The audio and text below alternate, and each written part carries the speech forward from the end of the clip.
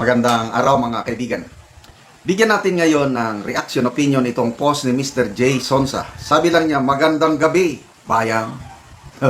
Sabay post ang isang litrato, mababasa dyan, St. Luke's Medical Center Emergency Room. Okay? Tapos yung mga nakaitim na mga lalaki na nakikita nyo dyan, may marka sa kanilang uniforme, SWAT. Well, kitang-kitang mga baril, oh. Parang may sakyanan pa dito na armored car ba ito?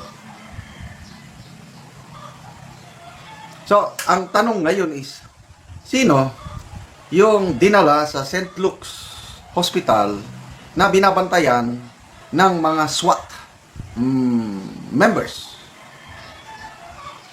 Dalawa lang yan. Sa opinion ko lang ito, I might be wrong. Either mataas na opisyal ng police or military na kailangan siya ng security kasi alam mo naman may mga kalaban ng so dapat i-secure nila yung mataas na general ba yan or mataas na opisyal ng gobyerno na kailangan mong bantayan, hindi lang bantayan sa kalaban ng bayan o mas importanteng bantayan na hindi malaman na na-hospital siya. Parang may itinatago ba? Lalo na ang mga paparazzi, mga media. Yun lang ang tingin ko dyan. Kasi Bonifacio Global City, tahimik naman dyan. May mga wala akong masyadong nababalita ang kaguluhan na nangyari. Halos wala eh. Kasi nasa sentro ka ng syudad. Tourist attraction yan, Bonifacio, mga mayayaman nandyan yan. So, walang gulo. So, the fact na makakita ka ng SWAT, hindi lang ordinaryong pulis yan. They are the best of the best kung SWAT sa urban operations yan. Kung yung SAF naman, Special Action Forces, yan. Anywhere yan, pambundok, pang ano. So, itong dalawa na ito, SAF at saka SWAT, sila yung mga pinaka-the best sa ating kapulisan. So kung i-deploy mo ang SWAT sa palibot ng isang hospital, there must be somebody inside na napakataas ang posisyon niya sa gobyerno na binabantayan nila. Kaya ang tanong, sino? I don't know. Basa tayo sa mga comments. Sabi ni Sharon Rose Dasira, if welcome siya sa St. Luke, di more, and waiting na rin si St. Peter, kaning tawhana. So, from St. Luke's to St. Peter na ba yan? Huwag naman sana.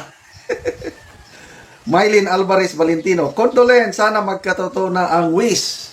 Kaninong wish? Wish na naman ni Cara David. Huwag naman. Kung sino man yung pasyente dyan, ang dalangin ko, gumaling siya. At makapagsilbi pa sa taong bayan at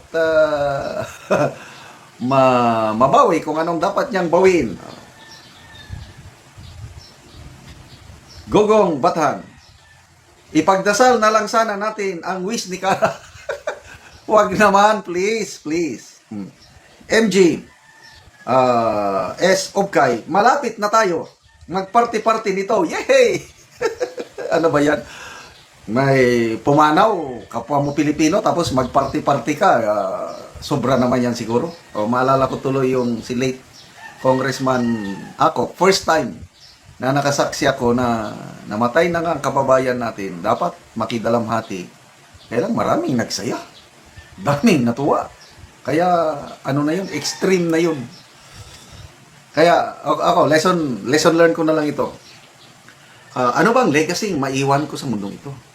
Pag namatay ba ako, marami bang makikiramay?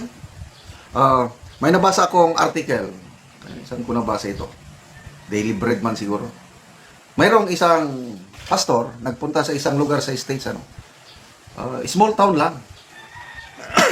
Nagtaka siya dahil may libing, procession ba yun, ang daming tao. As in.